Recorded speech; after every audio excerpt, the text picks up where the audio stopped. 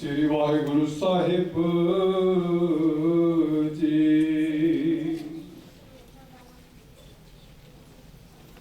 ज्ञान ध्यान किछ कर्म न जाना, सार न जाना तेरी।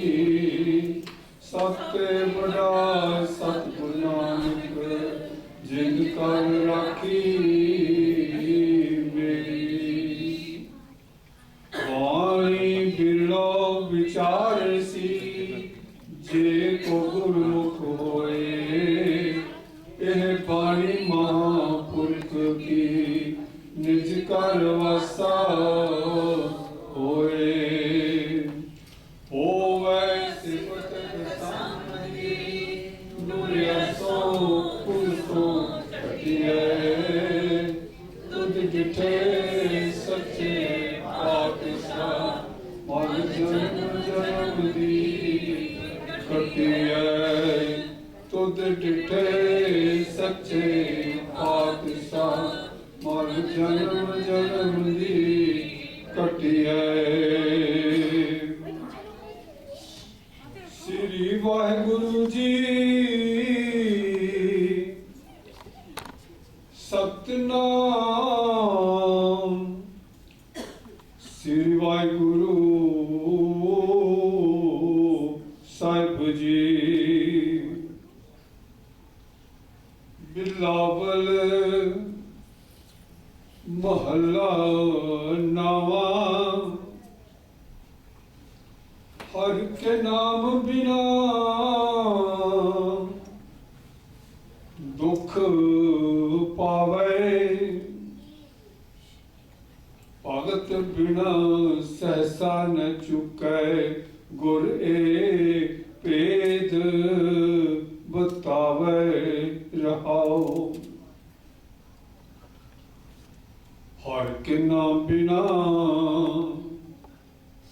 दुख पावे। भगत बिना सहसा न चुके, गुर ए भेद बतावे रहाओ।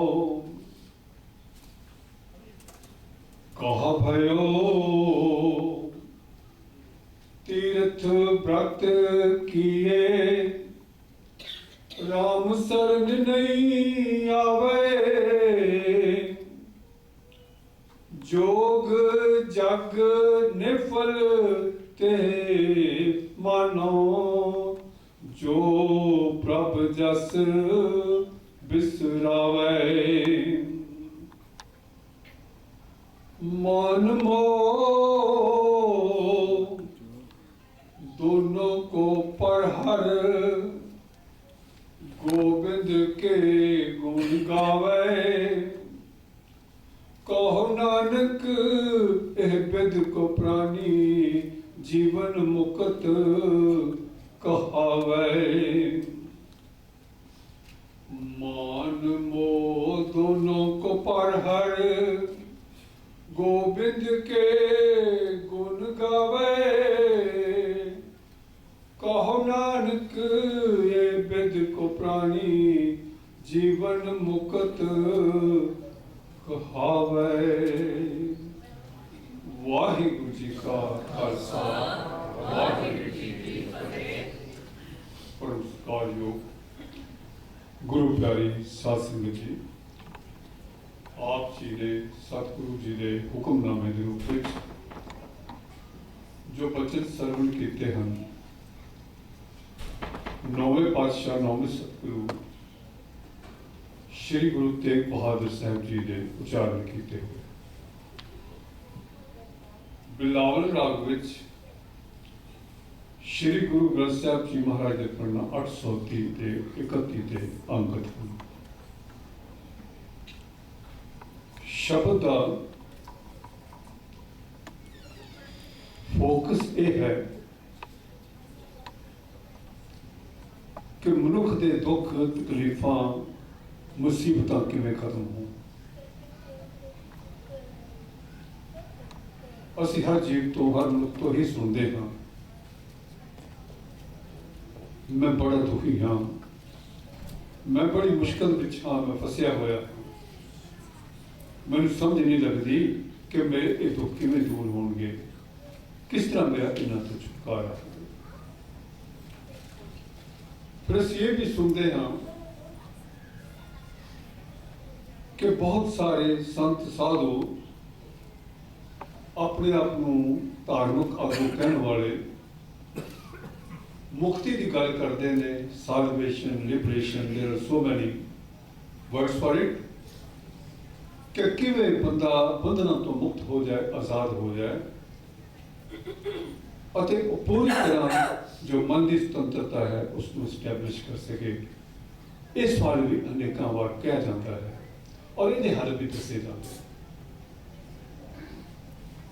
सतगुरु ने बाणी विच बड़े खूबसूरत शब्दों में क्या है,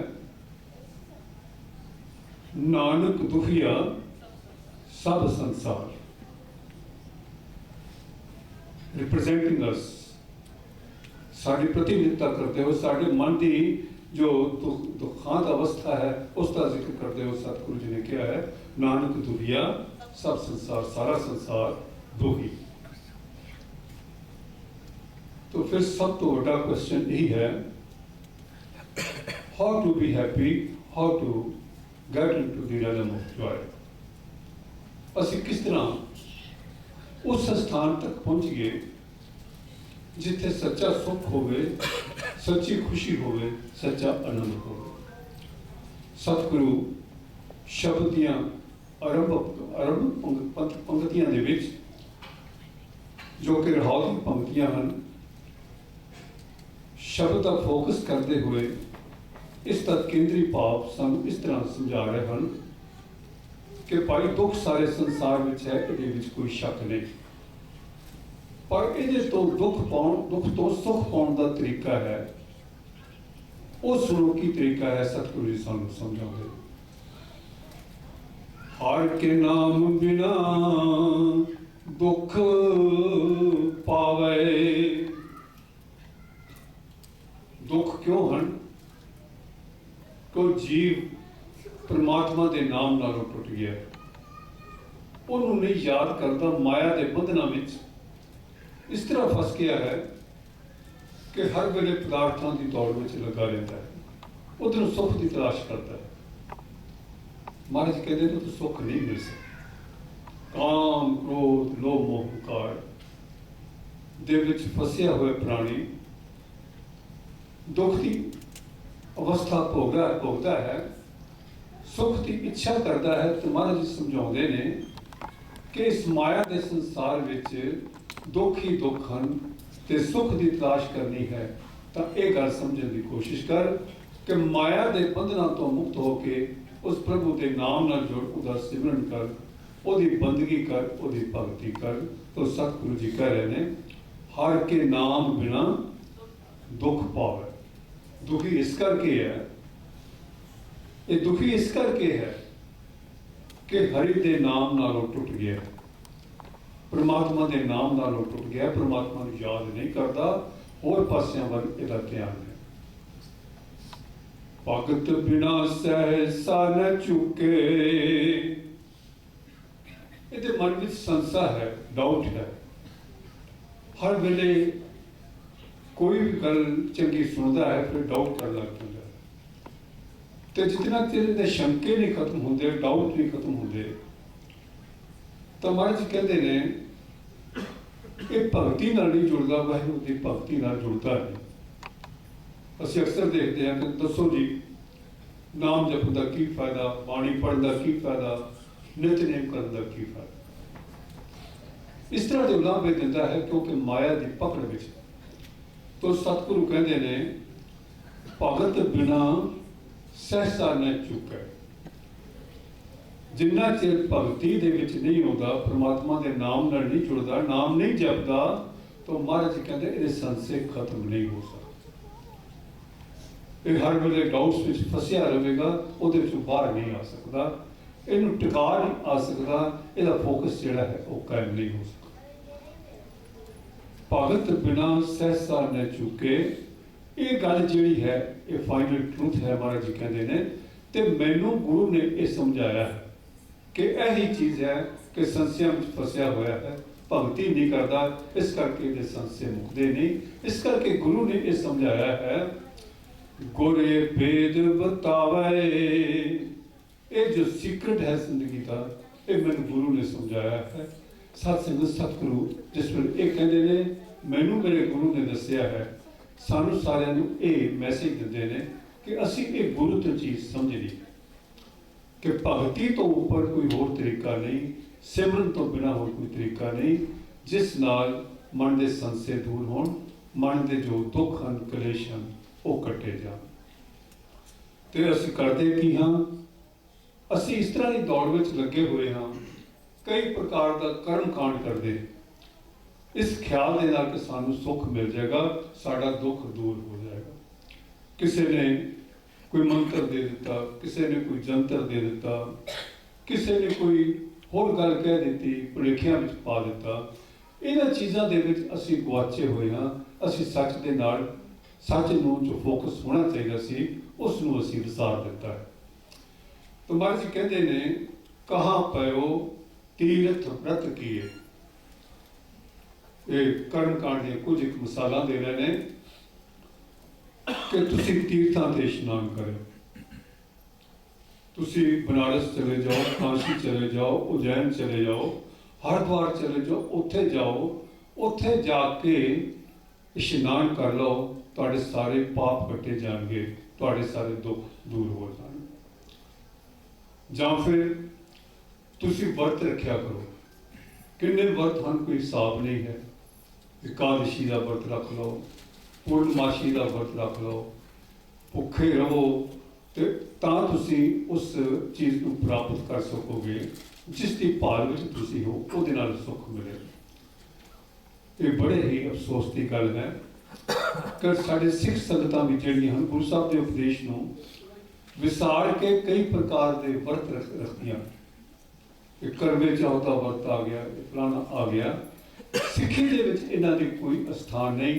सिक्खी दे इन्हां कर्म कांड, इन्हां कर्म कांडां दी निखेधी कीती है, निषेध किया है। तो महाराज जी कहते हैं, तीर्थां दे इशनान करिया, व्रत रख लै। इस प्रकार के अनेकां ही होर भी कर्म कांड जिहड़े ने कीते ने, मनुख ने दसे ने, किसी जोशी ने कहा, किसी पंडित ने कहा, किसी ने कहा। तो महाराज जी कहते, कहाँ पयो, इहदा की फायदा, इहदे चों तैनूं की मिलिया, कुछ मिल नहीं सकता। ये सारियां बेअर्थ चीज़ां हैं, इन्हां दे कोई अर्थ नहीं। राम शरण नहीं आवे, अरदास करानी ते मनुख दा दुखांत की है, इन्हां कर्म कांडां विच फस गया ते राम दी वाहिगुरू दी शरण विच नहीं आउंदा, वाहिगुरू दे भरोसे विच नहीं आउंदा, वाहिगुरू दे नाल जुड़दा नहीं, परमात्मा दी भगती दे नाल जुड़दा नहीं। इसे तरह ही और फरमाया हैं, जोग जग निफरते मानो। बड़े योगा करते हैं, यहो जी एक्सरसाइजा करो, तुहानू यह मिल जाएगा, तुसी अनहद नाथ नाल जुड़ जाओगे, तुसी आनंद नाल जुड़ जाओगे। कई प्रकार दी स्टेजेस योग ने बयान किए। इसी तरह ही कई प्रकार के जग, यह जग कराओगे तो यह फल होएगा, यह चीज़ां मिल जाएंगी। महाराज कहते हैं, जिन्ने मर्जी कर लियो, ये सारे निष्फल हैं, ये बेअर्थ हैं, इन्हां दा कोई अर्थ नहीं। जोग जग निफल ते मानो, जो प्रभु जस विसरावे। ते जे प्रभु का जस, वाहिगुरू का नाम, वाहिगुरू की गुडियाई सिर्फ सलाह नहीं की, उन्होंने विसार दिता, उन्होंने भुल गए, विसर गए। तो महाराज कहते हैं, ये सारा कर्म कांड जो है ये निष्फल है, ये तुहानू कुछ भी नहीं मिलना। इस करके कोई कोशिश ये करो कि साडा मन उस वाहिगुरू के चरणों नाल जुड़े, हर वेले उहदे अगे अरदास करो, उहदी प्रोटैक्शन विच रहो, वो अपने आप साडे सिर दे उत्ते हथ रखेगा, मेरा करेगा। शब्द दी आखिरी पंक्तियां विच सतगुरु समझाउंदे ने, मान मोह दोनों को पर हर। यह है जांच, जीवन जांच। सतगुरु समझाते ने, एक तो हंकार को बाहर आओ, मान, मैनू अपने आप से हमेशा मान के मैं बड़े चंगे काम करदा, मेरे विच निमरता नहीं आउंदी, मेरे विच हंकार है, ईगो।